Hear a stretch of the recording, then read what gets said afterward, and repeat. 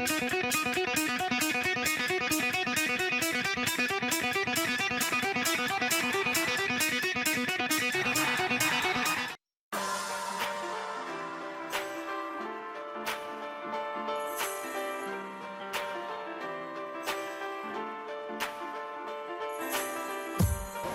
estamos aquí con el responsable del centro de recuperación.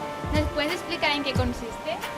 O sea, aquí el centro de recuperación, que aquí en el oceanográfico se llama Arca del Mar, es como el link entre todas las actividades que tiene el oceanográfico respecto a conservación, ¿no? Pues sería, en primer lugar, donde tratamos a los animales enfermos, a las tortugas y a los delfines que vienen del mar enfermo, mediante conservación directa, mediante recuperación directa, mediante educación.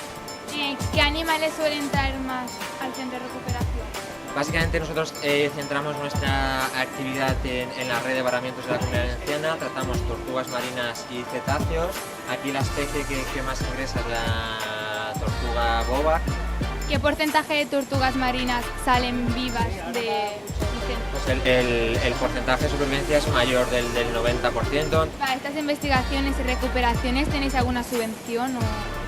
No, básicamente todo viene financiado por el oceanográfico. ¿Cuál puede ser el total de dinero que gastáis en la recuperación de estos animales? Mayor a los 300.000 euros al año.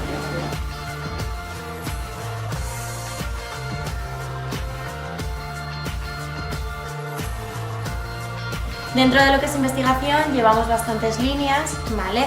Llevamos una más que es como de fisiología, llevamos otra que es de bienestar, hay otra que es de parasitología y de ictopatología. Y luego, bueno, trabajamos de manera conjunta con varias universidades y con diferentes laboratorios de investigación. En el equipo de investigación estamos 2 veterinarias y 5 biólogas y biólogos.